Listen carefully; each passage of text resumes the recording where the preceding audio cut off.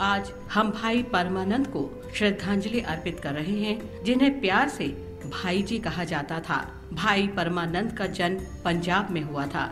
बचपन से ही भाई परमानंद राष्ट्रीय एकता के प्रति आकर्षित हो गए थे, क्योंकि उनका परिवार आर्य समाज आंदोलन से जुड़ा था। परमानंद अक्टूबर 1905 में दक्षिण अफ्रीका गए और वैदिक मिशनरी के रूप में महात्मा गांधी के साथ रहे। उन्हें मातृभूमि को स्वतंत्र कराने में सहायता के लिए विदेश में रह रहे भारतीयों के बीच समन्वय के लिए अमेरिका भेजा गया। वे गदर पार्टी के संस्थापक सदस्य थे। उन्होंने गदर पार्टी के लिए तारीख़े हिंद पुस्तक भी लिखी।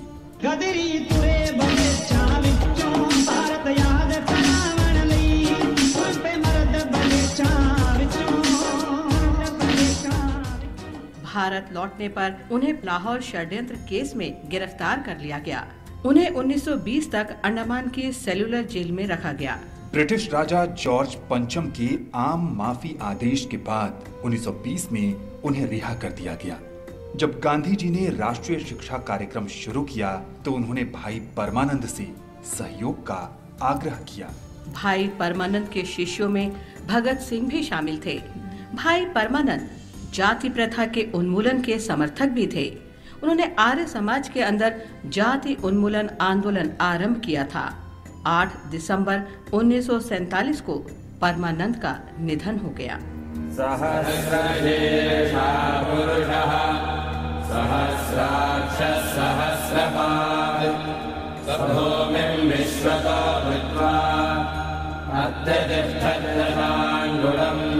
आज अमरनाथ विद्यालंकार की जयंती है। विद्यालंकार सामाजिक कार्यकर्ता और स्वतंत्रता सेनानी थे। उनका जन्म 1901 में अविभाजित पंजाब में हुआ था। विद्यालंकार की शिक्षा आर्य समाज शैक्षिक संस्था में हुई। शिक्षा पूरी करने के बाद विद्यालंकार असहयोग आंदोलन में शामिल हो गए। जब लाला लाजपत राय ने servant of the people society की स्थापना की तो विद्यालंकार के साथ लाल बहादुर शास्त्री, बलवंत राय मेहता और कई अन्य सोसाइटी के सदस्य बन गए।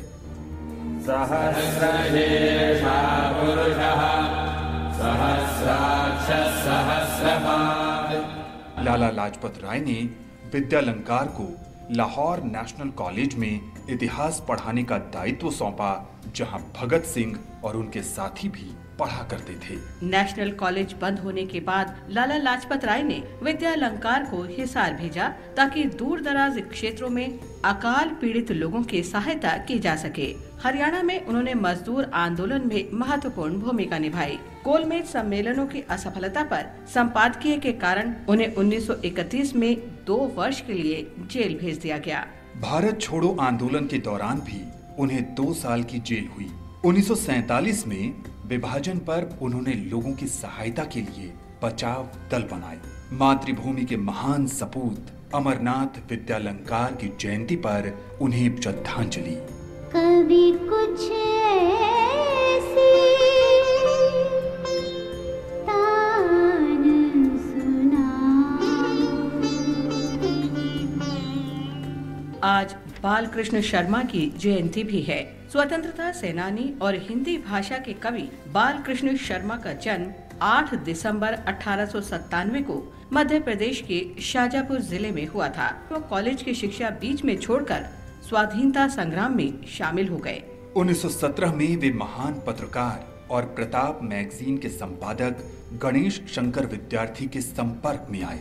1931 में विद्यार्थी जी की मृत्यु के बाद वे प्रताप के संपादक बन गए। बालकृष्ण शर्मा 1921 से 1944 के बीच 6 बार जेल में रहे, लेकिन उन पर इसका कोई खास प्रभाव नहीं पड़ा और उन्होंने स्वाधीनता आंदोलन में योगदान जारी रखा। उन्हें संयुक्त प्रांत यानी वर्तमान उत्तर प्रदेश से संविधान सभा के लिए मनोनीत किया गया था। राजनीतिक कार्यों के अलावा बालकृष्ण शर्मा जाने माने हिंदी कवि भी थे। उन्होंने उपनाम नवीन के साथ कविताएं लिखी। कुमकुम और उर्मिला उनकी प्रमुख कृतियां हैं। उन्हें साहित्य के क्षेत्र में योगदान के लिए पद्म भूषण से भी सम्मानित किया गया।